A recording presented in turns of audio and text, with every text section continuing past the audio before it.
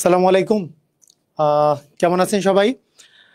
তো আশা করি আপনারা সবাই আমার কথা ক্লিয়ারলি শুনতে পাচ্ছেন। আপনারা যারা আমার কথা ক্লিয়ারলি শুনতে পাচ্ছেন একটু কমেন্ট করেন।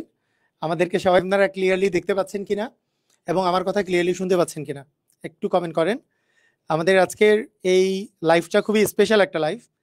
এখানে আমাদের সাথে সুমন স্যার আছেন এবং তার সাথে ফাতিন স্যার আছেন এবং আমি আছি। আমরা প্রাইমারি এবং এনটিআরসি এর যেই কোর্সটা সামনে আমরা লঞ্চ করছি সেটা হচ্ছে 12 তারিখ থেকে ক্লাস শুরু হচ্ছে, 12 জুলাই থেকে। সেখানে ইংরেজি ক্লাস নেবেন আমাদের সুমন স্যার, আর জিকে ক্লাস নেবেন আমাদের ফাতিন স্যার, আর আমি আছি গণিত ক্লাস নিয়ে। তার সাথে উমর ফারুক স্যার আছেন, উনি আজকে অনুপস্থিত এখানে।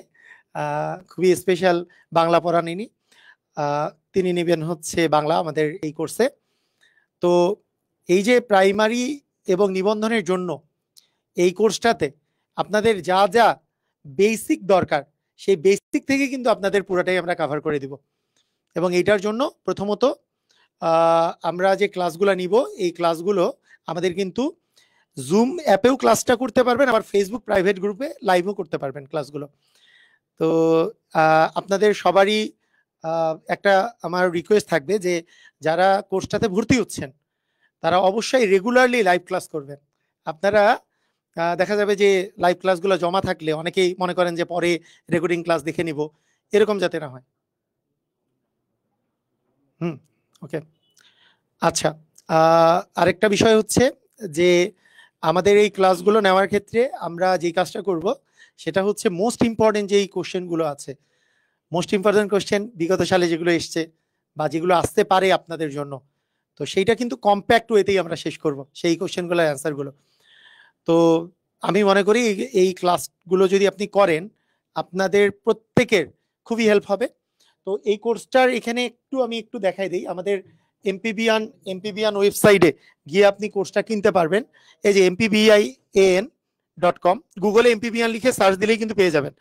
mpbian.com এ গিয়ে আপনি কিন্তু প্রাইমারি এবং শিক্ষক নিবন্ধনের এই যে 2000 টাকার কোর্সটা এখন আমাদের মানে আমাদের প্রায় 1062 জন ভর্তি হয়ে গেছে ইতিমধ্যেই।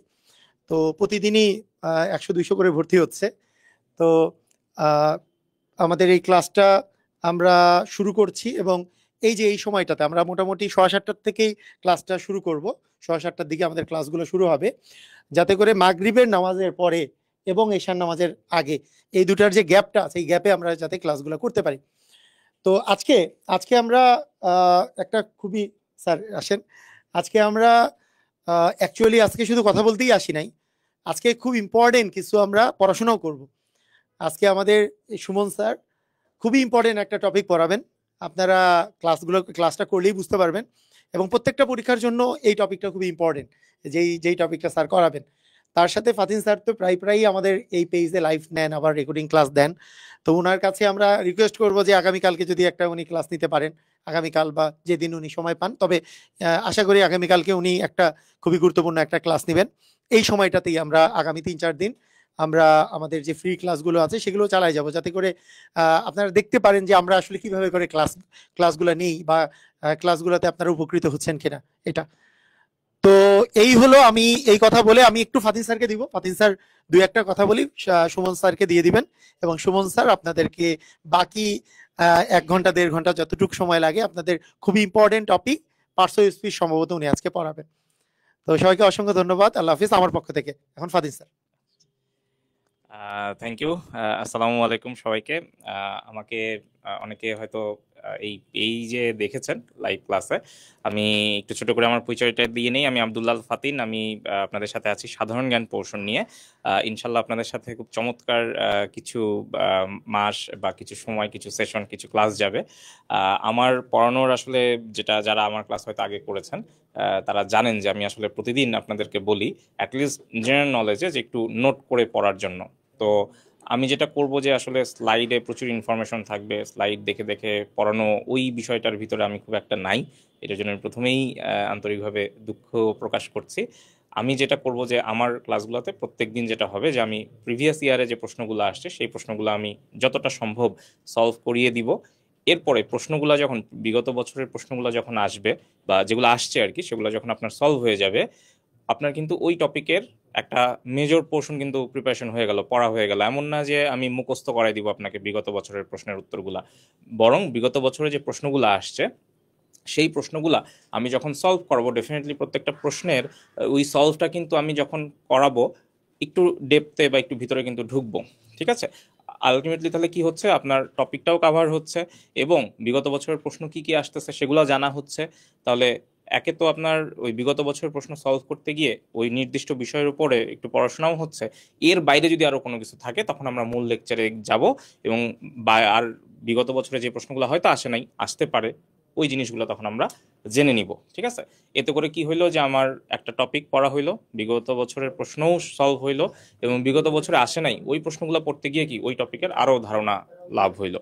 ঠিক আছে, এবং অ্যাটলিস্ট জিকেতে আমি যেটা চেষ্টা করবো যে প্রত্যেকটা ক্লাসের পরে আপনাদেরকে একটু পরীক্ষা যদি আমরা নিতে পারি বা কিছু প্র্যাকটিস শিট দিতে পারি। কারণ ওই যে যেটা বললাম যে আমি যদি আসলে শুধু প্রাইমারি বা এনটিআরসি এর কথা চিন্তা করি, নর্মালি আমি যেটা করব আমার ক্লাসে সবার শুরুতেই স্বাভাবিকভাবে বিসিএস এর প্রশ্নগুলো আমি সলভ করবো, এরপরে প্রাইমারি বা এনটিআরসি এতে আসছে এই প্রশ্নগুলোকে আমি আরো বেশি হাইলাইট করব, এরপরে জেনারেলাইজ করে ওই সেম টপিক থেকে আরো বিভিন্ন জায়গায়। এখন তো আসলে একটা সময় ছিল যে বিসিএস এর প্রশ্নগুলাই হচ্ছে প্রাইমারি বা অন্যান্য জায়গায় হচ্ছে কি করতো, ধার নিত। এখন এমন একটা সময় আসছে যে আসলে প্রশ্নের মান এত স্ট্যান্ডার্ড হচ্ছে দিনকে দিন, ইভেন শুনছি যে খাদ্য অধিদপ্তর বা প্রাইমারি পরীক্ষা হয়তো বুয়েটও নিতে পারে, এরকমও শুনছি। তো এখন এমন একটা সময় আসছে যে প্রাইমারি বা খাদ্য অধিদপ্তর বা এই ধরনের যে জায়গাগুলোতে যে পরীক্ষা হয় ওখান থেকেও কিন্তু অনেক সময় বেজা বা বিসিএস বা অন্যান্য যে বড় ব্যাংক, যে বড় বড় চাকরি পরীক্ষাগুলো আছে সেখানেও কিন্তু প্রশ্ন দেখা যাচ্ছে ধার নেয়, কনসেপ্ট ধার নেয় বা হয়তো আশপাশ দিয়ে কোনো একটা প্রশ্ন করে। তো এই জন্য আমরা যেটা করব, শুরুতে বিসিএস এর প্রশ্নগুলো ভালোভাবে দেখে নিব, অ্যাটলিস্ট জানবো যে আসলে কোথা থেকে প্রশ্ন আসে, একজন প্রশ্নকর্তা কি চিন্তা করেন, কোথা থেকে প্রশ্ন করেন। এরপরে প্রাইমারি এনটিআরসি এর প্রশ্নগুলো সলভ করে ফেলবো। অ্যাট দ্য সেম টাইম আমি যেটা করবো, আপনাদেরকে যদি আমি প্র্যাকটিস শিট দেই তাহলে অ্যাটলিস্ট চেষ্টা করবো প্র্যাকটিস শিটে যেন অন্যান্য জায়গায় আসছে ওই প্রশ্নগুলোও কাভার হয়।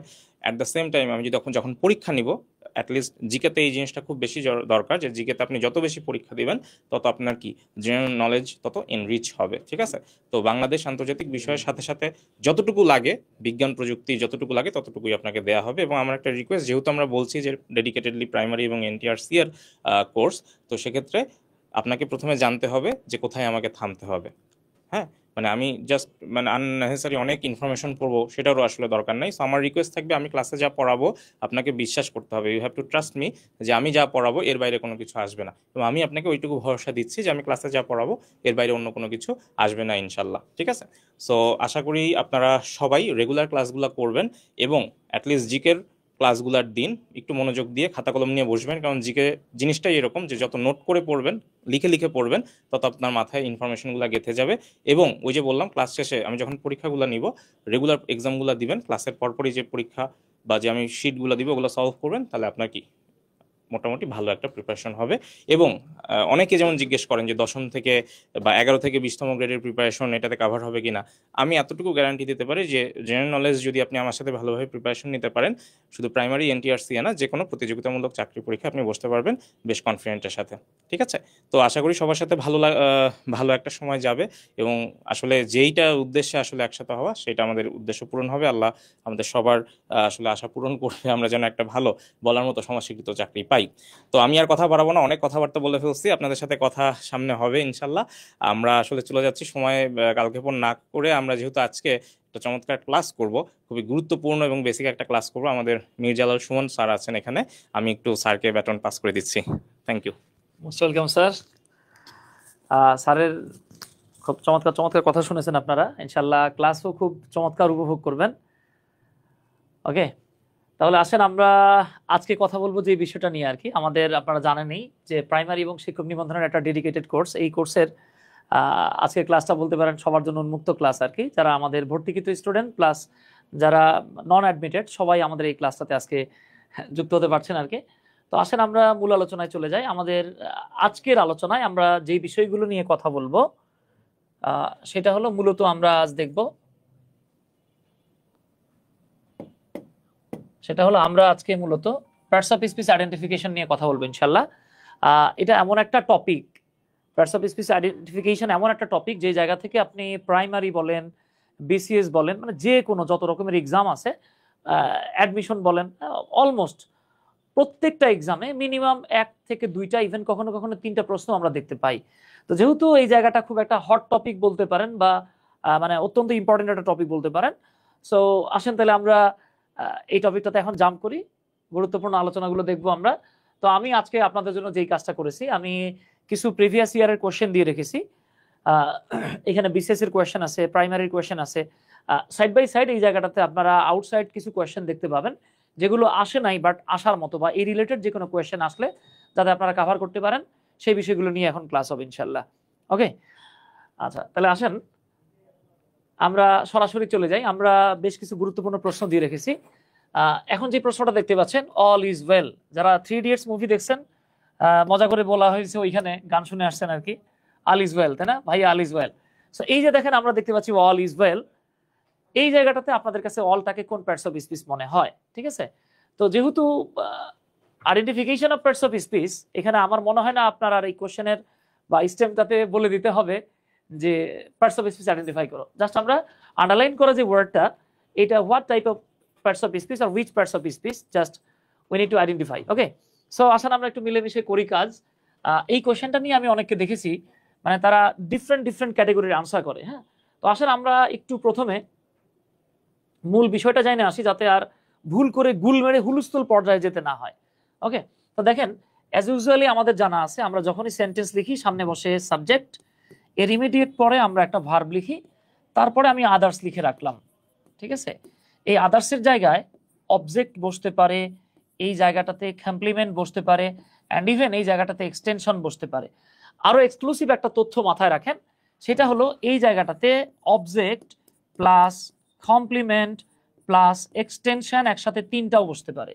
অনেকের মাথায় প্রশ্ন আসতে পারে, ভাইয়া এইটা কেমনে কি 3টাই কি একসাথে বসতে পারে? হ্যাঁ, বসতে পারে। এটা নিয়ে আমরা সবার জন্য উন্মুক্ত একটা ক্লাস রাখবো ইনশাল্লাহ, যেটার নাম হবে বেসিক সেন্টেন্স প্যাটার্ন। এটা নিয়েও আমাদের কথা হবে ইনশাল্লাহ।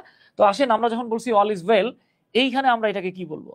তো আপনাকে যে বিষয়টা মাথায় রাখতে হবে অ্যাজ ওয়েল অ্যাজ খাতায়ও রাখতে হবে, সেটা হলো সাবজেক্ট হওয়ার যোগ্যতা আল্লাহ তাআলা 2টা পার্টস অফ স্পিচকে দিয়েছেন। ওকে, only 2 parts of speeches can be the subject of a verb. ভার্বের পূর্বে সাবজেক্ট হওয়ার যোগ্যতা 2টো পার্টস অফ স্পিচের আছে, আইদার নাউন অর প্রোনাউন। হয় নাউন হবে আর না হলে প্রোনাউন হবে। ওকে, তো এইবার দেখেন আমরা বুঝতে পারতেছি নাউন বা প্রোনাউন হবে। তো আমরা এখানে দেখতে পাচ্ছি ইজ একটা ভার্ব, সো নাউন প্রোনাউন রেখে বাকি দুটোকে আমরা কেটে দিলাম। তো দাদা এই দুটোর আমরা এখন কাইটা দিছি। এখন প্রশ্ন হচ্ছে আমি কি এটাকে নাউন বলবো নাকি প্রোনাউন বলবো? সুইটি রাই সুইটি, থ্যাংক ইউ। সুইটি রাই সুইটি বলছেন বি। আচ্ছা, অনেকেই বলে আসছেন প্রোনাউন, অনেকে বলছেন নাউন, তো মাশাআল্লাহ, থ্যাংক ইউ। তো ইন্টারেস্টিং ফ্যাক্ট হচ্ছে এটাকে নাউন বলা যাবে না। আমরা জানি কোনো কিছুর নাম মানেই হচ্ছে নাউন। আমি যখন বললাম অল ইজ ওয়েল, এই অল ইজ ওয়েল মানে হচ্ছে এভরিথিং ইজ ওয়েল, সব কিছু ঠিক আছে। এই অল মানে কি বোঝাচ্ছে বাবা? এই অল মানে বুঝাইতেছে সব কিছু। তা দেখেন তো, এই অল মানে আমি যখন বলবো সব কিছু বা সব, আমি যদি সব বলি অথবা সব কিছু বলি, এই সব কিছু বলতে কোনো কিছু তো বোঝানো হচ্ছে, তাই না? বাট তার নামটা কি দেয়া আছে? নাম নাই। তার মানে নামের পরিবর্তে যেটা বসে সেটা আনডাউটেডলি একটা প্রোনাউন হয়। ওকে, আচ্ছা মাশাআল্লাহ, আশা করি বুঝতে পারছেন ইনশাআল্লাহ। এইবার আসেন আমরা পরের কোয়েশ্চেনটাতে জাম্প করি। এই প্রশ্নটা কমপক্ষে 10 বার আসছে, 10 টাইমস, মিনিমাম 10 বার আসছে। অ্যাডমিশন বলেন, বিভিন্ন ছোটখাটো এক্সামগুলো, মানে বিসিএস এ আসে নাই। এখন দুর্ভাগ্যের বিষয় হলো আমরা অনেকে এইরকম বলে থাকে, এই কথায় কান দেয়া যাবে না। ঠিক আছে, অনেকে এইভাবে বলে থাকে যে যদি অলের পরে ইজ থাকে তাহলে হচ্ছে নাউন, আর যদি অলের পরে আর থাকে তাহলে হচ্ছে প্রোনাউন। খুব অদ্ভুত কথা, আজীব কথা, এইখানে আমরা কান দিব না। ঠিক আছে, চাকরির পরীক্ষা তো সহজ, হ্যাঁ চাকরির পরীক্ষা অনেক সহজ, প্রিপারেশন নিতে পারলে অনেক সহজ ইনশাল্লাহ। আচ্ছা আসেন তাহলে এইবার আমরা 2 নং প্রশ্নে চলে আসছি। এখানে বলা হচ্ছে he has lost his all. He has lost his all, সে তার সব কিছু হারিয়ে ফেলেছে। ওকে, এখন প্রশ্ন হচ্ছে এই জায়গাটাতে অলকে আপনি কি বলবেন? Is it noun, pronoun, adjective, adverb, preposition, conjunction? What is this? হ্যাঁ, হোয়াট ক্যান ইট বি? এটা কি হইতে পারে? তো দেখেন আমরা এই জায়গাতে অলটাকে পেয়েছিলাম অ্যাজ আ প্রোনাউন। এবার পরের সেন্টেন্সে আমরা যখন চলে আসব, মজার ব্যাপার হচ্ছে অল কিন্তু এইখানে নাউন। এখন প্রশ্ন করতে পারেন, ভাইয়া এইটা নাউন হলো কেন? ঠিক আছে, এই কেনর উত্তর জানতে গেলে আপনাকে একটু ছোট্ট করে জানতে হবে। আমরা আমাদের এই পেজটাতেই, মুত্তাসিম পাহলভী স্যারের এই পেজে আপনারা দেখে আসছেন, আমরা শর্ট কিছু ভিডিও আপনাদের সাথে শেয়ার করেছিলাম, যাতে আপনারা ভর্তি হওয়ার আগে একটু ডিসাইড করতে পারেন যে আসলে ক্লাসগুলো কেমন হবে। কারণ স্যারের ক্লাস আপনারা নিয়মিত দেখে আসছেন, জিকের ক্লাসও টুকটাক দেখেছেন, তাই না? বাংলা আর ইংরেজি হয়তো দেখেন নাই। সো আপনাদের সুবিধার জন্য আমরা ছোট ছোট কিছু ক্লাস দিয়ে রেখেছিলাম, যদি এগুলো নিয়ে ডিটেইলড ক্লাস হবে, কারণ এই জায়গা থেকে হিউজ পরিমাণ কোয়েশ্চেন আসে। ওকে, আচ্ছা, তো আমি একটু বলে রাখি, দেখেন মানে পার্টস অফ স্পিচ আইডেন্টিফিকেশনে যাবেন, আপনি নাউন পড়বেন, অ্যাডজেক্টিভ পড়বেন, অ্যাডভার্ব পড়বেন। খেয়াল করেন এই তিনটা parts of speech, noun, adjective, adverb পড়বেন, কিন্তু এটা পড়তে গিয়ে আপনি ডিটারমিনার দেখবেন না, এটা সম্ভবই না, এটা মোটামুটি ভাবে অসম্ভব। তো চলে আসি আমরা, ডিটারমিনার কি? আমরা বলেছিলাম ডিটারমিনার মানে এক বা একাধিক ওয়ার্ড যারা নাউনের পূর্বে বসে নাউনটাকে সুনির্দিষ্ট করে। পার্টস অফ স্পিচগত দিক থেকে সব ডিটারমিনার অ্যাডজেক্টিভ, কিন্তু সব অ্যাডজেক্টিভ ডিটারমিনার নয়। এইটা হলো মূলত টিজি। টিজি মানে বাবা ট্র্যাডিশনাল গ্রামার অনুসারে, ঠিক আছে? তবে এখানে একটা ইন্টারেস্টিং ফ্যাক্ট হচ্ছে MG. MG stands for modern grammar. Modern grammar বলছে যে পার্টস অফ স্পিচ হচ্ছে মূলত 9 প্রকার। এখন প্রশ্ন করতে পারেন, ভাই এই 9 নাম্বারটা কি? 9 নাম্বারটাই হলো ডিটারমিনার। ওকে, মডার্ন গ্রামারে ডিটারমিনারকে আলাদাভাবে একটা পার্টস অফ স্পিচ ধরা হয়েছে। তাহলে ডিটারমিনার গুলো কি আমরা একটু মাথায় রাখবো, খাতায়ও রাখবো। হ্যাঁ, এটা আল্লাহর নাম নিয়ে একবারে টিএম, আমি মজা করে বলি টিএম মানে হলো টানা মুখস্থ। ইংরেজিতে বললে আমরা বলি টোটাল মেমোরাইজেশন, আর বাংলায় বলি যে টানা মুখস্থ। এগুলো কি কি বাবা? দুনিয়ার যত সংখ্যা আছে, যত পরিমাণ, যত আর্টিকেল আছে, সব হচ্ছে ডিটারমিনার। এছাড়াও পজেসিভ কেস, কেউ কেউ এটাকে পজেসিভ কেস ডাকে, কেউ কেউ এটাকে পজেসিভ অ্যাডজেক্টিভ ডাকে। এখন আপনার কাছে যা ভালো লাগে দেখেন, এখানে আমরা পাচ্ছি মাই, আওয়ার, ইওর, হিজ, হার। এই যে দেখেন তো হিজ, হার, এগুলো কি বাবা? ডিটারমিনার। আমরা একটু আগে জেনে আসছি ডিটারমিনার কোথায় বসে? নাউনের পূর্বে বসে। ওকে, এছাড়াও আছে দেখেন ডেমনস্ট্রেটিভ। ডেমনস্ট্রেটিভ হলো 4টা, অনেকে এটা উচ্চারণ করতে গিয়ে ভুল করে, লিখে দিলাম দিস, এটা তো আমরা জানি, দ্যাট, আর এটা দোজ বা বন্ধু না, এটা হলো দোজ। ওকে, এছাড়াও ডিস্ট্রিবিউটিভ আছে ইচ, এভরি, আইদার, নাইদার। আমরা আমাদের ডিটারমিনারের ক্লাসে এগুলো নিয়ে ডিটেল ক্লাস হবে। ওকে, তো আমরা মাথায় রাখবো ভাই, ডিটারমিনারের পরে যদি একটা মাত্র ওয়ার্ড থাকে সেটা কনফার্ম নাউন। তাহলে আপনি যেটা মাথায় রাখবেন, ডিটারমিনারের পরে সিঙ্গেল ওয়ার্ড থাকলে নাউন হয়। তাহলে হিজ শব্দটা আপনি দেখতে পাচ্ছেন যে his, my, our, your, his, her, এইটা হলো একটা ডিটারমিনার। কেন ডিটারমিনার? কারণ এটা একটা পজেসিভ।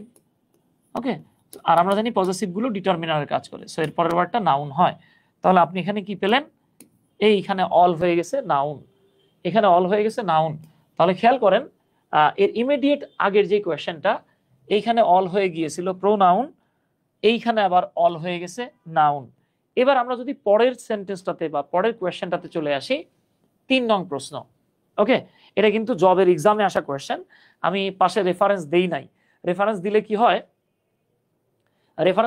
অনেক সময় 18, 19, 20 সালের কোয়েশ্চেন দেখলে স্টুডেন্টরা বলে ভাইয়া এটা 25 সাল চলতেছে, 3 বছর আগের কোয়েশ্চেন দিয়েছেন কেন?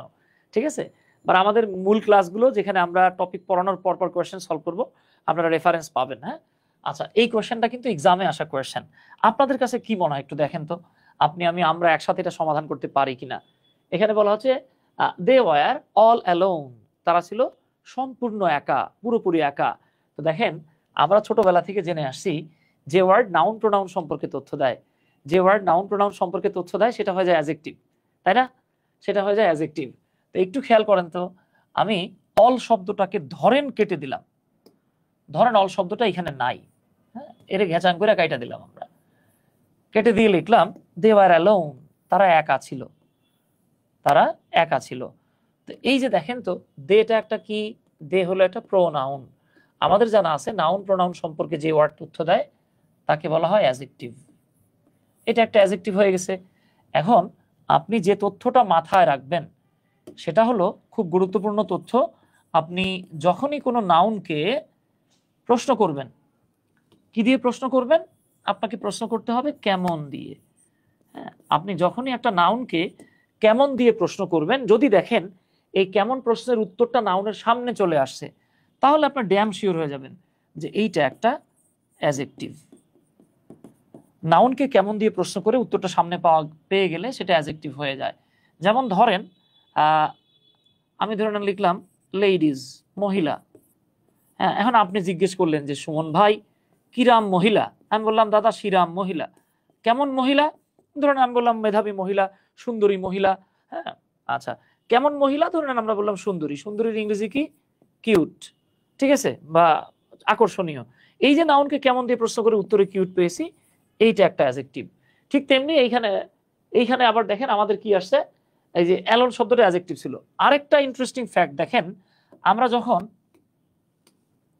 এই অ্যাডজেক্টিভটাকে আবার প্রশ্ন করব কেমন দিয়ে, খেয়াল করেন কিন্তু, হ্যাঁ, আমরা যখন অ্যাডজেক্টিভটাকে আবার কেমন দিয়ে প্রশ্ন করব, প্রশ্নের উত্তরটা যদি অ্যাডজেক্টিভের সামনে পেয়ে যান তাহলে ড্যাম শিওর হয়ে যাবেন এটা একটা অ্যাডভার্ব। তাহলে আমি নাউনকে প্রশ্ন করেছিলাম লেডিজকে, কেমন লেডিজ?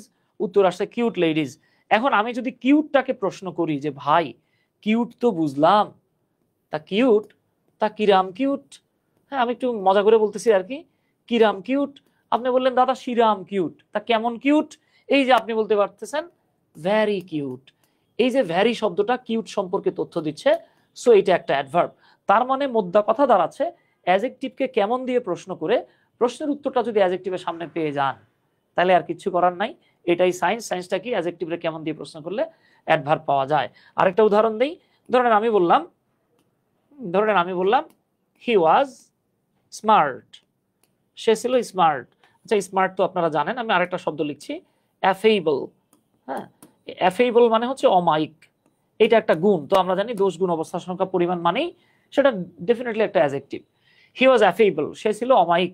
এখন অমায়িক একটা গুণ, আপনি প্রশ্ন করতে পারেন যে ভাই সে অমায়িক তো বুঝলাম, তা কেমন অমায়িক, কেমন অ্যাফেইবল? এই যে দেখেন আমি উত্তরে বললাম ভ্যারি অ্যাফেইবল। এই ভ্যারি ওয়ার্ডটাই এখানে একটা অ্যাডভার্ব, কারণ এটা অ্যাডজেক্টিভকে মডিফাই করছে। এইবার দেখেন আমি বলেছিলাম দে ওয়ার অ্যালোন, তারা একা ছিল। এখন আপনি প্রশ্ন করেন তো একা, তা ভাই কেমন একা? একা তো বুঝলাম, কেমন একা? নাকি সাথে আর কেউ ছিল? তখন আপনি এখানে বলতে পারেন কিনা দে ওয়ার ভ্যারি অ্যালোন। তার মানে ভ্যারি শব্দটা অ্যালোন শব্দটাকে, অ্যাডজেক্টিভটাকে মডিফাই করছে। আর আমাদের যেটা জানা হয়ে গেছে, অ্যাডজেক্টিভকে মডিফাই করে কে? অ্যাডভার্ব। তাহলে আপনি এখানে শিওর হয়ে যাইতে পারেন অল ওয়ার্ডটা এখানে একটা অ্যাডভার্ব। এতটুকু বোঝা গেছে কিনা প্লিজ? হ্যাঁ, দেখেন তো এতটুকু বোঝা গিয়েছে কিনা। তার মানে আমরা দেখেন জাস্ট ফার্স্ট কোয়েশ্চেনটাতে যদি চলে আসি, আমরা 1 নং প্রশ্নে দেখলাম অল ছিল প্রোনাউন। আমরা 2 নং প্রশ্নে দেখলাম অল হয়ে গেছে নাউন। আমরা আবার 3 নং প্রশ্ন দেখতেছি অল হয়ে গেছে অ্যাডভার্ব। তার মানে অল একাধারে নাউন হতে পারে, প্রোনাউন হতে পারে, আবার অ্যাডভার্ব হতে পারে। আশা করি ইনশাল্লাহ এইটা বোঝার জন্য আমাদেরকে আর রকেট সায়েন্স জানতে হচ্ছে না, এটা আমরা এমনিতেই পারবো। ওকে, এইবার আসেন, যদি বলা হয় অল টিকিটস কস্ট 25 পাউন্ডস, ঠিক আছে? দেখেন প্রত্যেকটা টিকিটের দাম হয়েছিল, কস্ট মানে এটা দাম হওয়া আর কি, বা কোনো কিছুর দাম কতটুকু লাগে, কত টাকা লাগে সেটা বোঝানোর জন্য কস্ট শব্দটা আসে। অল টিকিটস কস্ট 25 পাউন্ডস, প্রত্যেকটা টিকিটের দাম হয়েছিল 25 পাউন্ড। এখন এই জায়গাটাতে অল ওয়ার্ডটা আপনাদের কাছে কি মনে হয়? Is it a noun, pronoun, adjective, adverb, preposition, conjunction নাকি মাইকেল জ্যাকসন? আপনার কাছে কি মনে হয়? দেখেন তো, একটু ট্রাই করেন তো। আশা করি সবাই পারবো আমরা। হ্যাঁ, আমরা একটু চেষ্টা করি। আচ্ছা, এইবার আমরা খেয়াল করি, দেখেন টিকিটস শব্দটা একটা নাউন। তো আমরা জানি যে ওয়ার্ড নাউনের দোষগুণ অবস্থা সংখ্যা পরিমাণ বোঝায় সেটা নির্দ্বিধায় নিঃসন্দেহে অ্যাডজেক্টিভ। এই যে অ্যাডজেক্টিভ হয়ে গেছে, ডান। তার মানে এইখানে আমরা অল ওয়ার্ডটাকে একটা অ্যাডজেক্টিভ হিসেবে পেলাম। তাহলে দেখেন আমরা জাস্ট অল ওয়ার্ডটার দিকেই যদি তাকাই, এই একটা ওয়ার্ড, হ্যাঁ, এই একটা ওয়ার্ড কতগুলো হলো, হ্যাঁ, তার একই অঙ্গে কত রূপ দেখছেন? হ্যাঁ, সে একবার হয়ে যাচ্ছে নাউন, সে একবার হয়ে যাইতেছে প্রোনাউন, সে একবার হয়ে যাচ্ছে অ্যাডজেক্টিভ, আবার সে একবার হয়ে যাচ্ছে অ্যাডভার্ব।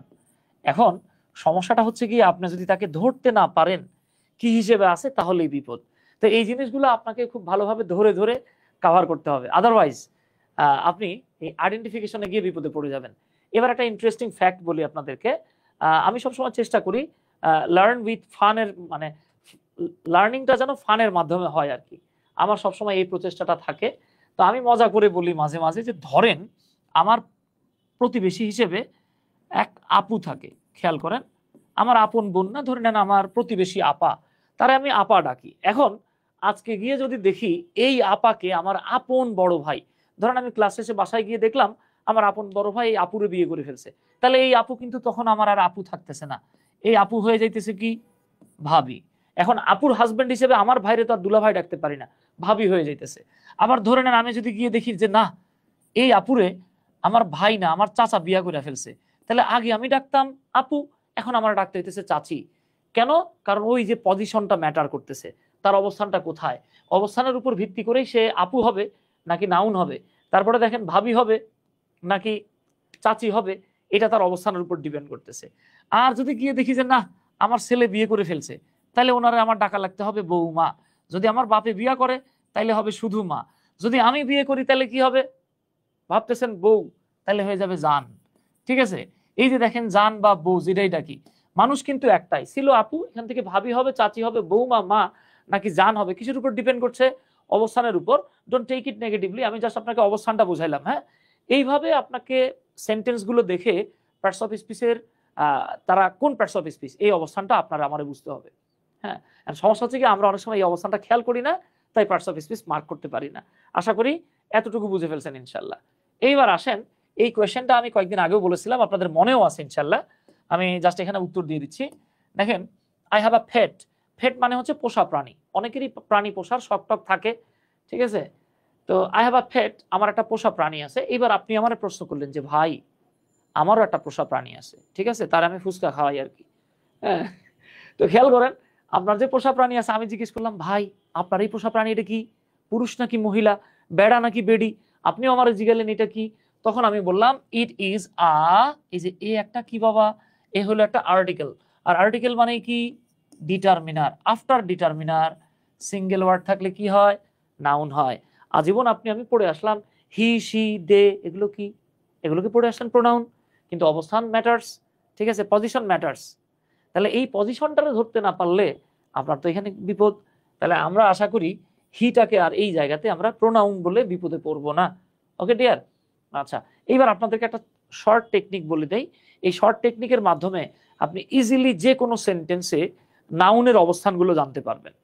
ঠিক আছে, বইগুলো কখনোই এইভাবে ওইভাবে মানে ভেঙে ভেঙে ব্যাখ্যা করে না। আমাদের ক্লাসগুলোতে ইনশাল্লাহ আমরা ডিটেল ভেঙে ভেঙে ব্যাখ্যা করব। তো জাস্ট একটু খেয়াল করেন, তাহলে আপনারা বুঝতে পারবেন ইনশাল্লাহ। আচ্ছা, আমি আপনাদেরকে দেখিয়ে দেই। এখানে বলা হচ্ছে ভার্বের পূর্বে সাবজেক্ট হিসেবে আমরা নাউন পাবো, আমরা ভার্বের পূর্বে সাবজেক্ট হিসেবে নাউন দেখতে পাবো, আমরা ভার্বের পরে অবজেক্ট হিসেবেও নাউন দেখতে পাবো। তো যেমন দেখেন, আমি আপনাদের সুবিধার্থে একটা এক্সাম্পল দিয়ে দিই এখানে। ধরেন আমি লিখলাম রূপা টেকস টি, রূপা চা খায়। আমার ভাইকনা বলতো রূপা ঝাঁকায়, তো ঝাঁকাঝাঁকি করা যাবে না, এনে আমরা বললাম রূপা চা খায় বা চা পান করে। এই বাক্যে টেকস হচ্ছে ভার্ব। একটা বিষয় মাথায় রাখবো, আমরা চা পান করার ক্ষেত্রে, কফি পান করার ক্ষেত্রে আমরা সাধারণত ড্রিঙ্ক ব্যবহার না করে টেক বা হ্যাভ ব্যবহার করি।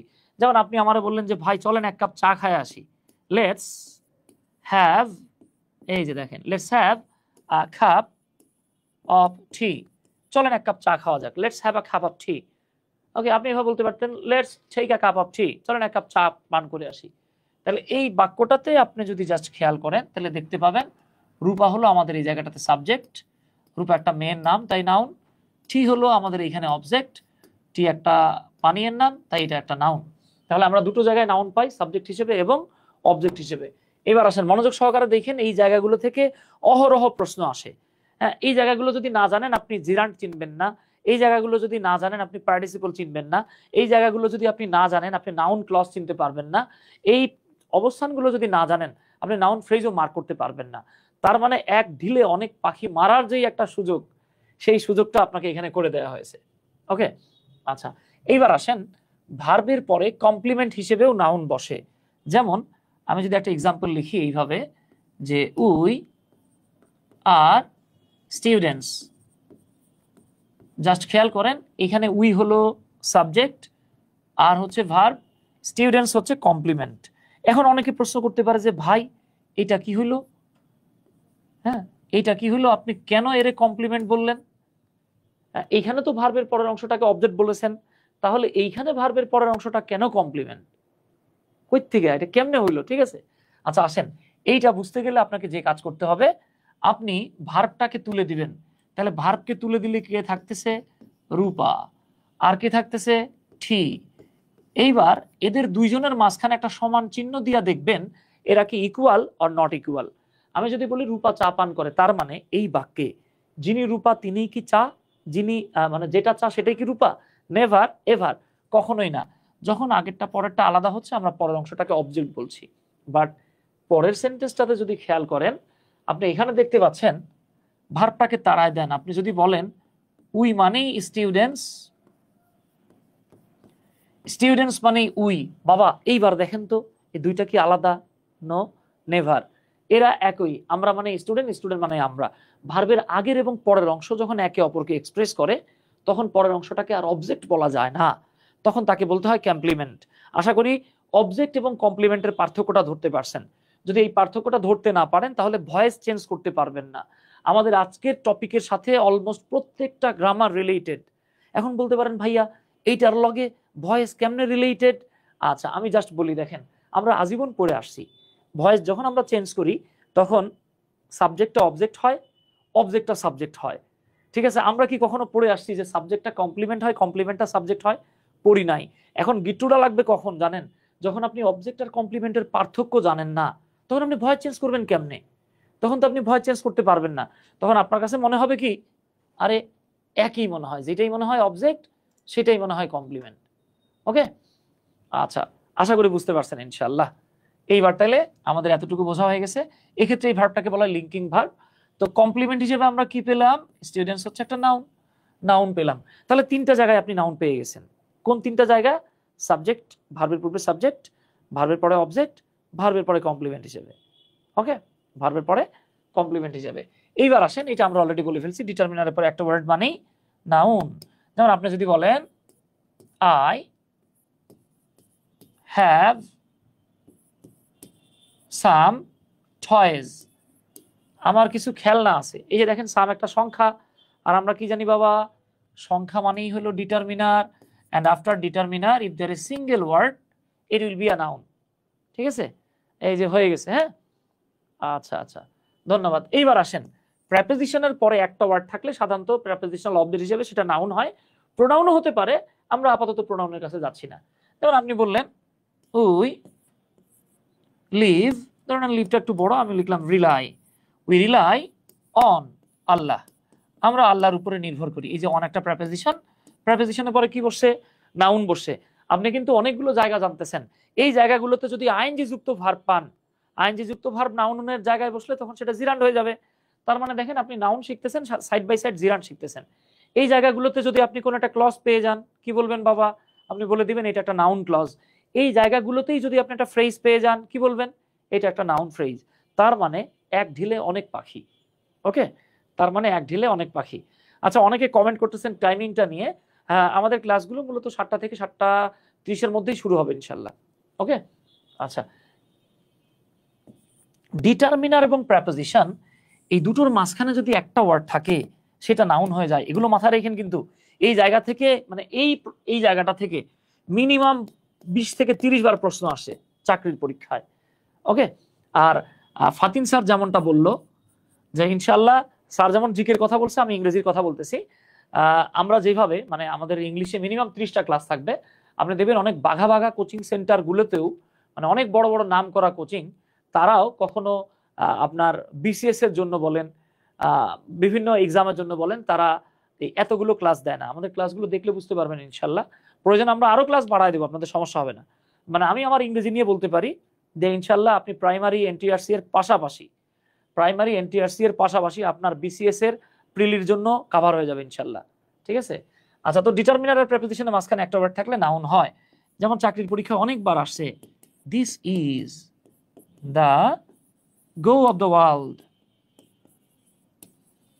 তাহলে বাবা এই জায়গাটা দেখেন তো, এই যে ডিটারমিনার আর প্রেপোজিশনের মাঝখানে কি বসছে? নাউন। দুইটা প্রেপোজিশনের মাঝখানে যদি একটা ওয়ার্ড থাকে সেইটাও নাউন হয়ে যায়।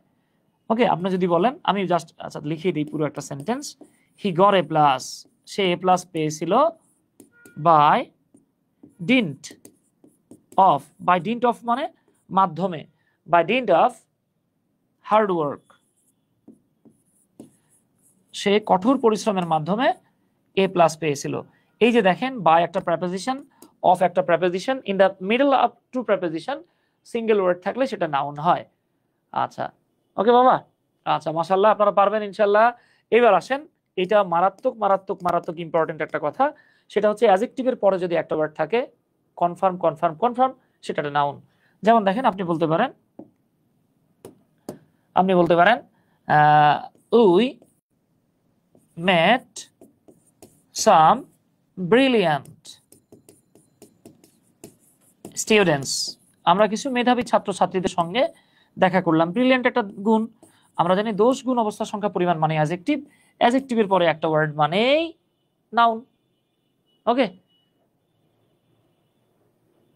আচ্ছা, আশা করি বোঝা গেছে ইনশাল্লাহ। এইবার আসেন বাবা, নাউনের অ্যাপোজিশন হিসেবেও আপনি নাউন লিখতে পারবেন।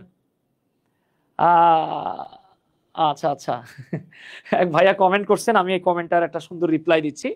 হায়রে কপাল, অনার্স মাস্টার্স পাশ করে 6ষ্ঠ থেকে 8ম শ্রেণীর ইংরেজি শিখতে হচ্ছে। আসলে মজার বিষয় কি জানেন, ইংরেজি কখনো 6ষ্ঠ শ্রেণীরও না, ইংরেজি কখনো মাস্টার্সের না, ইংরেজিটা হচ্ছে আজীবনের জন্য। হ্যাঁ, ইংরেজি হচ্ছে আজীবনের জন্য। এখন বলেন তো ভাই, ক্লাস 5-এ আমার বাচ্চা যেমন ক্লাস 4-এ পড়ে, ওর জন্য আমি ভাত খাই ইংরেজি আই ইট রাইস, আর যিনি মাস্টার্স পিএইচডি করতেছেন তার জন্য কি I eat chicken and rice, দুইটাই সমান। তার মানে ভাষা যেটা, এটা তো ভাষার যে ব্যাকরণ, এটা ক্লাস 5-এর জন্য যা, মাস্টার্সের জন্য তা একই আর কি। এখন সমস্যা হচ্ছে আমরা অনেক সময় ছোটবেলায় ওইভাবে পড়ে আসি না। আপনারা দেখবেন, যেমন আপনারা এই যে পাহলভি স্যারের ম্যাথ পড়ানো দেখতেছেন, আমি যেমন ছোটবেলায় স্যারের মতো এরকম যদি ম্যাথ টিচার পাইতাম, তাহলে মনে করেন আমার ইনশাল্লাহ মানে আমি ম্যাথে অনেক ভালো করতে পারতাম। আমরা তো দেখা গেছে, আমি অজপাড়া গায়ে পড়াশোনা করছি, হ্যাঁ, আমি কি করতাম, আমি মুখস্থ করে আসতাম, মুখস্থ করে করে অনেক অনেক নাম্বার পাইতাম, কিন্তু লাভ নাই তো। ওকে, আচ্ছা, তাহলে আশা করি বুঝতে পারছেন। এইবার আসেন, এই যে অ্যাপোজিশন বিষয়টা একটু হালকা করে বলে দেই। অনেকে প্রশ্ন করে, হোয়াট ইজ অ্যাপোজিশন, অ্যাপোজিশনটা কি? আমার খুব দুঃখ লাগে, আমরা যখন অনেক বইয়ে পড়ি এটাকে অ্যাপোজিটিভও বলা হয়, অ্যাপোজিটিভ ক্লজ, অ্যাপোজিটিভ ফ্রেজ। অনেকে বলে কি অ্যাপোজিশন হচ্ছে নাউন সম্পর্কে অতিরিক্ত তথ্য। অসম্ভব। অ্যাপোজিশন হলো নাউন সম্পর্কে অতিরিক্ত তথ্য, এইটা বলা যাবে না বাবা। হ্যাঁ, অ্যাপোজিশন হচ্ছে নাউন সম্পর্কে অতিরিক্ত তথ্য, এইটা আমরা বলবো না। আচ্ছা, তাহলে একটু খেয়াল করেন, আমরা মাথায় রাখবো যেটা, আমি একদম সংক্ষিপ্ত ভাষায় বলে দিচ্ছি, মানে সহজ ভাষায় বলে দিচ্ছি, আসান ভাষায় আর কি। অ্যাপোজিশন হলো নাউনের দ্বিতীয় পরিচয়। ওকে, অ্যাপোজিশনটা হচ্ছে নাউনের দ্বিতীয় পরিচয়, যা সাধারণত ক্লজ না হলে, এগুলো আমরা ডিটেইলড আলোচনা করব আবার। হ্যাঁ, প্রত্যেকটা টপিক ডিটেইলড হবে ইনশাল্লাহ আমাদের ক্লাসগুলো পড়ার পরে ইনশাল্লাহ। আমি অন্তত ইংরেজির ক্ষেত্রে আপনাদেরকে বলতে পারি, আপনি যদি মনোযোগ দিয়ে ক্লাস করেন, আপনি পড়াইতেও পারবেন ইনশাল্লাহ। না হলে কমা দ্বারা, কমা তো আমরা সবাই চিনি, কমা দ্বারা পৃথক থাকে। তাহলে অ্যাপোজিশন হচ্ছে নাউনের সেকেন্ড আইডেন্টিটি, যেটাকে আমরা কমা দ্বারা পৃথক করে রাখি। এখন ধরেন আমি একটা আপনাকে ইন্টারেস্টিং উদাহরণ দেই। আচ্ছা, উদাহরণের সমার্থক শব্দ হলো ভিজ। ওকে, VIZ, আমেরিকান ইংলিশ এটাকে বলা হয় জি, তাই না? আচ্ছা, তাহলে খেয়াল করেন, ভিজ মানে হচ্ছে এক্সাম্পল। আমি আপনাদেরকে একটা এক্সাম্পল দিই। ধরেন আমি বললাম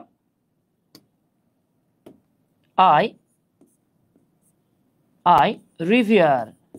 এই রিভিয়ার মানে হলো সম্মান করা। আমরা প্রত্যেকটা ক্লাসে এক্সাম্পল দেওয়ার পাশাপাশি চেষ্টা করব যাতে কিছু ভোকাবুলারি অন্তত আমাদের মুখস্থ হয়ে যায়। হ্যাঁ, আই রিভিয়ার মানে হচ্ছে সম্মান করা, শ্রদ্ধা করা। ঠিক আছে, আই রিভিয়ার মাই ব্রাদার, আমি আমার ভাইকে শ্রদ্ধা করি। বাক্যটা আমি এখানে শেষ করে দিতে পারতাম। ঠিক আছে, এখন ধরে নেন মৌ প্রশ্ন করলো যে ভাই, আপনি আপনার ভাইরে সম্মান করেন, এ ভাই কিটা, এ ভাই কে, একটু বলেন তো, আমরা একটু শুনি, তার পরিচয় দেন। আমি তখন বললাম কেন, ধরে নেন আমি সুমন, আমার ছোট ভাইয়ের নাম রুমন, আমি এই যে নাম লিখে দিচ্ছি রুমন। তো এইবার দেখেন, আমি কিন্তু এখানে বলতে পারতাম আই রিভিয়ার রুমন, আমি রুমনরে রিভিয়ার করি, সম্মান করি, শ্রদ্ধা করি। আপনি তখন প্রশ্ন করতে পারেন ভাইয়া রুমনকে, আমি বললাম কেন, মাই ব্রাদার। আবার আমি বলতে পারি মাই ব্রাদার, তখন আপনি বলতে পারেন ভাইয়া আপনার ভাইকে। আমি তখন বললাম কেন রুমন। এই যে দেখেন my brother means Rumon, Rumon means my brother. So এই যে মাই ব্রাদারের পজিশন মানে রুমনের পজিশন, রুমনের পজিশন মানে মাই ব্রাদারের পজিশন, একটা নাউনের পজিশনে আরেকটা নাউনের পজিশন, এটার নামই অ্যাপোজিশন। তাহলে এতটুকুকে আমরা বলবো অ্যাপোজিশন। এই অ্যাপোজিশন থেকে 46 BCS এ ক্লজের কোয়েশ্চেন আসে, এখান থেকে নিয়মিতভাবে কোয়েশ্চেন আসে। ঠিক আছে বাবা? আর অ্যাপোজিশন হিসেবে আমরা কি পেয়েছি? নাউন পেয়েছি।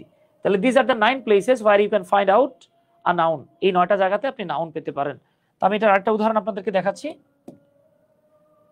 দেখেন নাউনের অ্যাপোজিশন হিসেবে, যেমন ধরেন আমি বললাম আওয়ার ক্যাপ্টেইন, আমি সংক্ষেপে ক্যাপ লিখলাম, হ্যাঁ, আমাদের ক্যাপ্টেন। আচ্ছা পুরোটা লিখে দেই, পর আবার বলবেন ক্যাপ কিটা।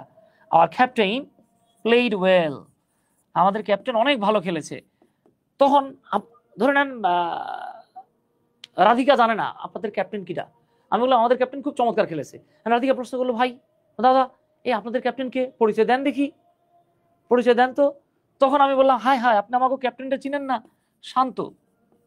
শান্ত বললে আবার অনেকে শান্ত ভাইকে লর্ড ডাকেন, যদিও আমার সে খুব পছন্দের খেলোয়াড়। তাহলে এই যে দেখেন আমাদের ক্যাপ্টেনকে শান্ত, শান্তকে আমাদের ক্যাপ্টেন, তার মানে আওয়ার ক্যাপ্টেন মানে শান্ত, শান্ত মানে আওয়ার ক্যাপ্টেন। এই যে আওয়ার ক্যাপ্টেনের পজিশন মানে শান্তর পজিশন, শান্তর পজিশন মানে আওয়ার ক্যাপ্টেনের পজিশন, একটার পজিশন মানে আরেকটার position. This is called apposition.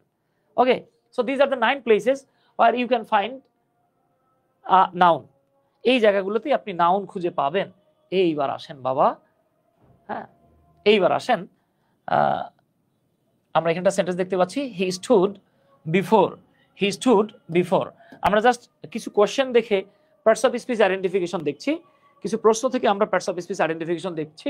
But আমরা যখন টপিক বাই টপিক ধরে পড়বো, যেমন যেদিন ক্লাস হবে শুধু নাউনের উপরেই ক্লাস হবে একটা, ঠিক আছে, ডিটারমিনার নিয়ে আপনাদের ক্লাস হবে একটা, প্রোনাউন নিয়ে ক্লাস হবে একটা বা দুইটা, অ্যাডজেক্টিভ নিয়ে একটা ক্লাস হবে, অ্যাডভার্ব নিয়ে ক্লাস হবে। এই যে আমরা যখন টপিকে চলে যাব সেইখানে এগুলোকে আরো ভেঙে ভেঙে পড়বো আমরা। ঠিক আছে, আমাদের ঠিক যতটুকু প্রয়োজন ততটুকুই আয়োজন হবে ইনশাল্লাহ। সো ডোন্ট বি ফ্রাস্ট্রেটেড, ইনশাল্লাহ এগুলো নিয়ে সমস্যা হবে না। এবার আসেন আপনাদেরকে ছোট্ট করে বলি, এখানে লিখে দেই টিজি। টিজি মানে ট্র্যাডিশনাল গ্রামার। ছোটবেলা থেকে যে গ্রামার পড়ে আসছি, ট্র্যাডিশনাল গ্রামার অনুসারে মাথায় রাখবেন রুল নাম্বার 1, আমরা যখন কোনো প্রেপোজিশন পাবো এই প্রেপোজিশনের পরে সাধারণত নাউন অথবা একটা প্রোনাউন থাকবে। ওকে, আচ্ছা আমরা যখন কোনো প্রেপোজিশন পাবো সাধারণত এই প্রেপোজিশনটার পরে নাউন বা প্রোনাউন কিছু একটা থাকবে, থাকতে হবে, থাকা মাস্ট। হ্যাঁ, 2 নম্বরে বলা হচ্ছে এগুলো কিন্তু ট্র্যাডিশনাল গ্রামার এই রুল বলতেছে, বাট মডার্ন ইংলিশে এগুলোকে আর মেনটেন করে না। হ্যাঁ, মডার্ন ইংলিশ বলতেছে এগুলো সবই প্রেপোজিশন। হ্যাঁ, প্রেপোজিশনের পরে নাউন বা প্রোনাউন না থাকলে তখন মডার্ন গ্রামারটা বলছে, ট্র্যাডিশনাল গ্রামারটা বলতেছে যে এই প্রেপোজিশনটা তখন অ্যাডভার্ব হয়ে যায়। চিন্তা করছেন? তাহলে দেখেন আমরা কিন্তু এই যে হি স্টুড সে দাঁড়ালো, এরপরে আমরা পেলাম বিফোর। এই যে দেখেন বিফোরের পরে আমি যদি লিখতাম মি, অথবা যদি লিখতাম বিফোরের পরে রূপা, অথবা যদি লিখতেন হিমু, এগুলো কি হইতো বাবা? সে রূপার সামনে দাঁড়ালো, সে আমার সামনে দাঁড়ালো, সে হিমুর সামনে দাঁড়ালো, সে পলির সামনে দাঁড়ালো, হ্যাঁ সে সাকিবের সামনে দাঁড়ালো। এই যে যখন নাউন প্রোনাউন থাকতো, যদি এখানে আমি একটা নাউন বা একটা প্রোনাউন লিখতাম তখন আপনি এটাকে বলতেন যে এটা একটা প্রেপোজিশন। বাট এইখানে কিন্তু ফুল স্টপ চলে আসছে, তার মানে এখানে মি নাই, রূপা নাই, রূপাও নাই, সোনাও নাই, কিছু নাই। তাহলে যেহেতু কিছু নাই, তাহলে ডিয়ার ভাই এটা হয়ে গেছে একটা অ্যাডভার্ব। এছাড়াও আপনারা এগুলো ধাপে ধাপে আরো ডিটেইলডে শিখবেন। এছাড়াও আমাদের জানা আছে আমরা যখন কোনো ভার্বকে কোথায়, মানে অনেকভাবে প্রশ্ন করতে পারি, কখন, কোথায়, কিভাবে দ্বারা প্রশ্ন করি, এই প্রশ্নগুলোর উত্তরে আমরা যা পাই সেটা একটা অ্যাডভার্ব হয়ে যায়। এই যে দেখেন আমি যখন বললাম হি স্টুড সে দাঁড়ালো, ওকে, আমি বললাম হি স্টুড সে দাঁড়ালো, এই যে দাঁড়ালো এটা একটা ভার্ব। আপনি প্রশ্ন করেন তো যে সুমন ভাই সে যে দাঁড়াইলো তা কোথায় দাঁড়ালো? উত্তর আসছে বিফোর, সামনে দাঁড়ালো। সো এখানে এটা একটা অ্যাডভার্ব হয়ে গেছে, কারণ কখন, কোথায়, কিভাবে প্রশ্নগুলোর উত্তরে আমরা আনডাউটেডলি অ্যাডভার্ব পাই। এইবার চলে আসেন, আমি যখন বললাম 7 নং প্রশ্ন, হি স্টুড বিফোর আস, সে আমাদের সামনে দাঁড়ালো, এইবার দেখেন যেহেতু প্রোনাউন চলে আসছে, সো এখানে আর প্যারেশনের কোনো প্রয়োজন নাই, এইটা হয়ে গেছে প্রেপোজিশন। ওকে, আচ্ছা ঠিক আছে। এইবার আসেন তো এই বাক্যটার উত্তর দেওয়ার চেষ্টা করি আমরা। I love lovely, I love lovely, এইখানে আপনার কাছে কি মনে হয় এই লাভলিটা কি? এটা কি নাউন, প্রোনাউন, অ্যাডজেক্টিভ, অ্যাডভার্ব? এইটা কি মনে হয় আমাদের? আমরা একটু ট্রাই করি, আমরা একটু চেষ্টা করি বলার এটা। I love lovely. আচ্ছা, এখানে ইন্টারেস্টিং ফ্যাক্ট হচ্ছে লাভলি হলো এখানে একটা মেয়ের নাম। হ্যাঁ, লাভলি হলো এখানে একটা মেয়ের নাম। এই লাভলি দিয়ে বোঝানো হচ্ছে লাভলি নামের একটা মেয়ে, এটা মহিলাও হইতে পারে। আচ্ছা, তাহলে দেখেন আমি ভালোবাসি, আপনি জিজ্ঞেস করলেন দাদা কারে ভালোবাসেন, বললাম কেন, যে লাভলি রে। লাভলি কিটা? হ্যাঁ, লাভলি একটা মেয়ের নাম, এটা একটা নাউন। এখন আমি যদি এইভাবে বলতাম যে I love the lovely lady, হ্যাঁ, এবার খালি লেডি লিখলে আবার বেডি চলে আসে, তো আমি এখানে ধরে না লিখলাম চিলড্রেন অর চাইল্ড, আমি সেই ছোট্ট শিশুটাকে ভালোবাসি। এইবার দেখেন তো আমাদের মনে আছে না বাবা, আমরা না একটু আগে বলে আসছি যে নাউনকে কেমন দিয়ে প্রশ্ন করলে উত্তরটা সামনে পেলে সেটা হয় অ্যাডজেক্টিভ, আবার অ্যাডজেক্টিভকে কেমন দিয়ে প্রশ্ন করে উত্তরটা সামনে পাওয়া গেলে সেটা হয়ে যায় অ্যাডভার্ব। তাহলে আপনি এবার চাইল্ড বা শিশু, এটা হলো একটা নাউন, আপনি প্রশ্ন করেন যে ভাইয়া মেয়ে বা শিশু তা কেমন বাচ্চা, এই যে লাভলি, চমৎকার, এইবার হয়ে গেছে এটা অ্যাডজেক্টিভ। তার মানে এইটা একটা মেয়ের নাম। কেমনে বুঝলাম এটা একটা নাম? এটা আমরা কিভাবে বুঝলাম যে এটা নাম? ওই যে নামের প্রথম লেটারটা বড় হাতের হয়, আপার কেসে লেখা আছে, আপার কেসে থাকার কারণে এটা বড় হাতের, সো ডেফিনেটলি এটা একটা, এইটা একটা এখানে নাউন, এটা মেয়ের নাম। বাট এইখানে দেখেন লাভলিটা অ্যাডজেক্টিভ, বোঝা যাচ্ছে না? আচ্ছা আচ্ছা আচ্ছা, ঠিক আছে, থ্যাংক ইউ। এইবার আসেন, এই প্রশ্নটা আমি দেখেছি অনেকেই এখানে ভুল করে। দেখে আমাদের কোন ভাই বোন এই প্রশ্নটার উত্তর করতে পারে? হ্যাঁ, একটু মিলেমিশে করি কাজ। আচ্ছা, অনেকে সালাম দিয়েছেন, আদাব দিয়েছেন, ওয়ালাইকুম আসসালাম, আদাব। হ্যাঁ, আমরা একটু সবাই মিলেমিশে এই কাজটা করি, দেখি আমরা পারি কিনা। হ্যাঁ, দেখেন এখানে একটা ইন্টারেস্টিং কোয়েশ্চেন দেখা যাচ্ছে। Given is a is, he is a remarkably fast runner. মাত্র 10 থেকে 15 সেকেন্ড দিচ্ছি, দেখি কে বলতে পারবেন। Given is a is, given is a is, he is a remarkably fast runner. Okay, আচ্ছা দেখা যাক। আচ্ছা, মজা পাইতেছি, আশা করি আপনারাও বুঝতে পারতেছেন। এইখানে একটা ইন্টারেস্টিং ফ্যাক্ট হচ্ছে গিভেন শব্দটা দেখেন আমরা ছোটবেলা থেকে পড়ে আসছি ভার্বের 1 number form, 2 number form, 3 number form. 1 number ফর্মটাকে অনেকে বোকামি করে বলে প্রেজেন্ট ফর্ম, বাবারে এটার নাম হলো বেস ফর্ম, আমরা এগুলো নিয়ে ডিটেইলড আলোচনায় আসব। 2 নাম্বারটার নাম হলো পাস্ট ফর্ম, আর 3 নাম্বারটা এটা আমরা সবাই জানি পাস্ট পার্টিসিপল ফর্ম।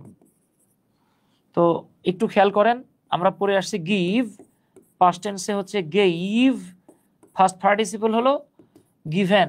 এখন অনেকে ভাবতে পারে যেহেতু ভার্বের 3 নাম্বার ফর্ম মানেই অ্যাডজেক্টিভ, খেয়াল করেন অনেকে ভাবতে পারেন যেহেতু ভার্বের 3 নাম্বার ফর্ম মানেই অ্যাডজেক্টিভ, তাইলে আর কিছু করার না, এটা একটা অ্যাডজেক্টিভ।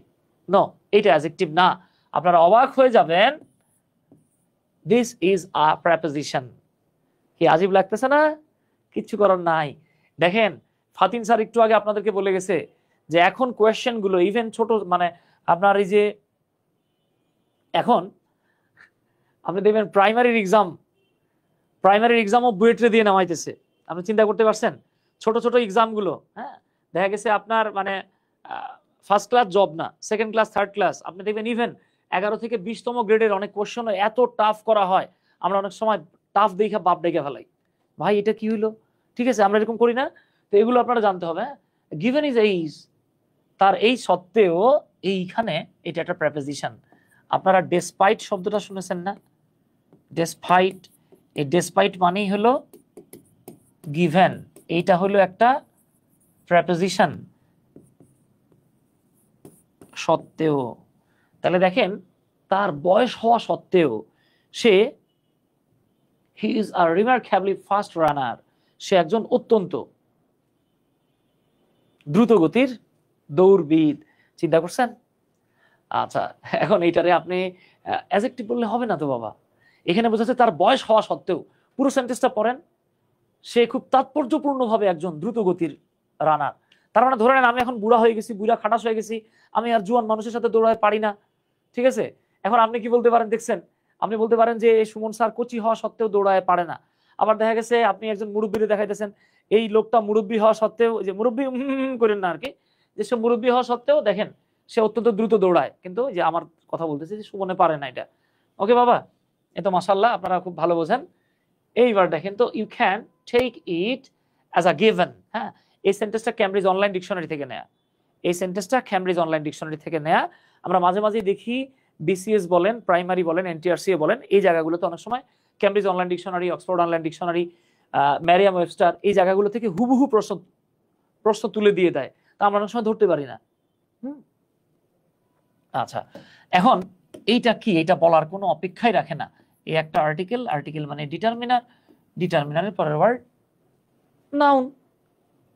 ওকে ওকে ম্যান, আসেন তাহলে আমরা 12 নং প্রশ্নে চলে আসছি। ডোন্ট খাও মি, ডোন্ট খাও মি, এইটা কি হইতে পারে? ডোন্ট খাও মি। আচ্ছা, এখন অনেকে বলতে পারে ভাই খাও মানে তো গরু, গরু না গরুর বান্ধবী গাভী। তাহলে খেয়াল করেন যে খাও শব্দটা যখন নাউন হয় তখন এটার দুইটা মিনিং হয়, একটা হচ্ছে গাভী, আরেকটা হচ্ছে যে নারীর চরিত্র খারাপ তাকেও বলা হয় কাউ, দুশ্চরিত্র নারী। ওকে, আবার এই খাও শব্দটা আপনি যখন ভার্ব হিসেবে ব্যবহার করবেন তখন এর অর্থ হবে ভয় দেখানো, ভয় দেখানো। তো আমরা সেন্টেন্স যদি এভাবে পড়ি, আমরা ছোটবেলা থেকে জেনে আসছি ডোন্ট টাচ মি, আমাকে ছোবা না, ছুইলেই কানের নিচে কইসে দেবো, তাই না? এই যে ডু, ডাজ, ডিড এগুলোর পরে সবসময় ভার্বের বেস ফর্ম ব্যবহৃত হয়। ওকে, বেস ফর্ম ব্যবহৃত হয়। সো যখনই বলতেছেন ডোন্ট খাও মি, এখানে খাও শব্দটা ভার্ব হয়ে যাচ্ছে। এই খাও মানে হচ্ছে ভয় দেখানো। আবার খাও শব্দটা থেকে আমরা কাউ বলি আর কি, এই কাউ শব্দ নিয়ে কত হাউ কাউ। এই কাউ একবার হইতেছে গাভী, একবার দুশ্চরিত্র নারী, আরেকবার হইতেছে ভয় দেখানো। এই কাউ নিয়ে কি পরিমাণ হাউ কাউ হইতেছে আশা করি বুঝা ফেলছেন, ঠিক আছে? তাহলে আমরা এখানে বলবো এটা একটা ভার্ব, ডোন্ট খাও মি মানে আমারে ভয় দেখায় না। আচ্ছা, এইবার আসেন আমরা একটু আগে বলে আসছি যে আমরা যখন কোনো ভার্বকে প্রশ্ন করি, কি দিয়ে প্রশ্ন করি বাবা? অনেকভাবে প্রশ্ন করতে পারি। কখন, কোথায়, এই জায়গাগুলো থেকে নিয়মিত প্রশ্ন আসে। হ্যাঁ, মাথায় রাখতে হবে এগুলো বাবা। এই যে দেখেন কখন, কোথায়, কিভাবে, এই প্রশ্নগুলোর উত্তরে যা পাবেন সেটা আনডাউটেডলি একটা অ্যাডভার্ব। ওকে, এটা আনডাউটেডলি একটা adverb. She came here crying, এ বাংলা হলো, আমি বাংলাটা লিখে দিচ্ছি, সে এখানে কাঁদতে কাঁদতে এসেছিল। খেয়াল করেন, সে এখানে কাঁদতে কাঁদতে এসেছিল। আচ্ছা, আপনারা মাথায় রাখবেন, আপনি যদি বলেন ইতে, ইতে যদি থাকে কোনো ক্রিয়ার শেষে, ইতে ইতে, যেমন আপনি যদি বলেন গাইতে গাইতে, সেক্ষেত্রে ওই ভার্বটার সাথে আইএনজি যোগ করে দিতে হবে। ওকে, যেমন আপনি যদি বলেন গাইতে গাইতে, এই যে দেখেন ইতে ইতে আসছে, গাইতে গাইতে। আবার সিঙ্গিং সিঙ্গিং বলেন না, এটা হবে শুধু সিঙ্গিং। সে গাইতে গাইতে ঘুমিয়ে গেল। আবার আপনি বললেন সে গান গাইতে গাইতে চলে গেল, হি ওয়েন্ট অ্যাওয়ে, আমরা অনেকে অ্যাওয়ে বলি, উচ্চারণ হচ্ছে অ্যাওয়ে। হ্যাঁ, হি ওয়েন্ট অ্যাওয়ে সিঙ্গিং। আমরা যদি বলেন সে হাসতে হাসতে মানুষ খুন করতে পারে, সে হাসতে হাসতে মানুষ খুন করতে পারে, he can kill anybody, he can kill human, হাসতে হাসতে, দেখেন স্মাইলিং অর লাফিং। এবার আপনি যদি বলেন দেখি খেলতে খেলতে বা খেলিতে খেলিতে, খেলতে খেলতে, আপনি বললেন আমার বাচ্চাটা খেলতে খেলতে ঘুমিয়ে গিয়েছে, এই যে প্লেইং। ওকে, আচ্ছা তাহলে এবার আসেন, সে এখানে এসেছিল, এবার আমরা ভার্বটাকে প্রশ্ন করব যে ভাই সে যে এসেছিল খুব ভালো কথা, তা সে কিভাবে এসেছিল? উত্তর হলো কাঁদতে কাঁদতে। তাহলে এইটা একটা অ্যাডভার্ব। আর মাথায় রাখবেন আইএনজি যুক্ত ওয়ার্ড অ্যাডভার্ব হলে তাকেও বলা হয় পার্টিসিপল, তাকেও বলা হয় পার্টিসিপল। দুর্ভাগ্যের বিষয় আমাদেরকে ছোটবেলা থেকে পড়ানো হয়েছে, জিরান্ড নাউনের কাজ করে আর পার্টিসিপল অ্যাডজেক্টিভের কাজ করে। কিন্তু ভাই এই যে দেখেন এটাও একটা পার্টিসিপল, অ্যাডজেক্টিভের কাজ করে নাই, রাদার এটা একটা অ্যাডভার্বের কাজ করেছে। ঠিক আছে, এটা একটা অ্যাডভার্বের কাজ করেছে। তাহলে আমরা মাথায় রাখবো নির্দ্বিধায় এইটা একটা অ্যাডভার্ব, নির্দ্বিধায় এটা একটা অ্যাডভার্ব। এইবার আসেন ব্লাইমি, এইটা আমাদের সবার পারার কথা। ঠিক আছে, এটা আমাদের সবার পারার কথা। ব্লাইমি, এই ব্লাইমি আমরা সাধারণত হতবাক হয়ে গেলে ব্লাইমি বলি। এই যে আমরা ওয়াও বলি না, ওয়াও, ওয়াও এর সমার্থক শব্দ হচ্ছে ব্লাইমি। আর এই যে সাইনটা দেখলেও বোঝা যায় এইটা একটা ইন্টারজেকশন। ওকে, এইটা একটা ইন্টারজেকশন। তো আসেন আমরা দুটো কোয়েশ্চেন দেখব। এই দুটো প্রশ্ন দেখার পরে আমরা ক্লাস আমাদের এখানে শেষ করে দেব। বাট মি নো বার্ডস, এই প্রশ্নটা অনেকবার, অসংখ্যবার আসছে, ম্যানি টাইমস, অসংখ্যবার এই প্রশ্নটা আসছে এবং আমরা অসংখ্যবার এই প্রশ্নটাতে ভুল করে আসছি। কারণ আমরা ছোটবেলা থেকে জেনে আসছি বাট মানেই কি, বাট মানে হলো কিন্তু, আর কিন্তু মানে হইতেছে কি কনজাংশন। সোজা বাবা। তাইলে দেখেন তো, এই যে দেখেন আমাদের জানা আছে, আমি আপনাকে একটা বাক্য লিখে দিই তাহলে আপনার বুঝতে সুবিধা হবে। আপনি যদি বলেন গিভ মি সাম বুকস, আমাকে কিছু বই দাও, আপনাদের কি মনে পড়ে? আমরা বলেছিলাম ডিটারমিনার।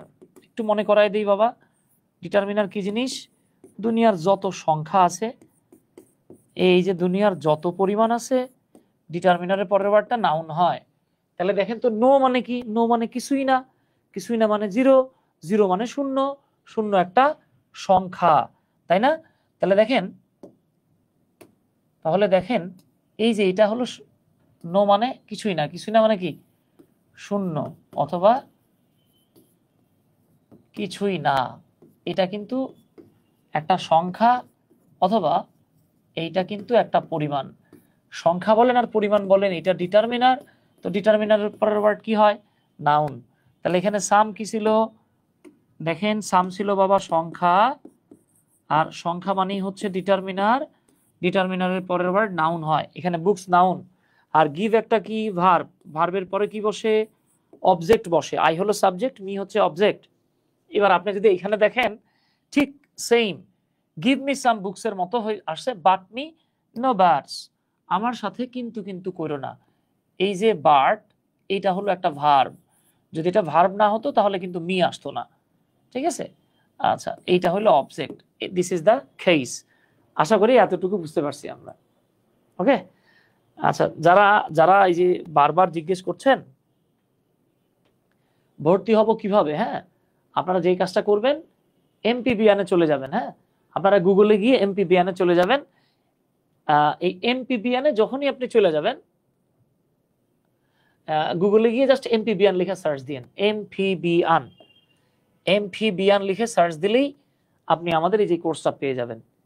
এরপরে জাস্ট কোর্সের উপরে ক্লিক করেন, এই ক্লিক করলেই ব্যাস আপনি কোর্সে ঢুকতে পারবেন। হ্যাঁ, এখানে গিয়ে জাস্ট ভর্তি হতে পারবেন আর কি। হ্যাঁ, সো এটা নিয়ে আর আশা করি প্যারেশানি নেওয়া লাগবে না। এই যে এখানে লেখাই আছে buy now, buy now click করবেন, আপনি কোর্সে ভর্তি হয়ে যাবেন। ঠিক আছে ডিয়ার?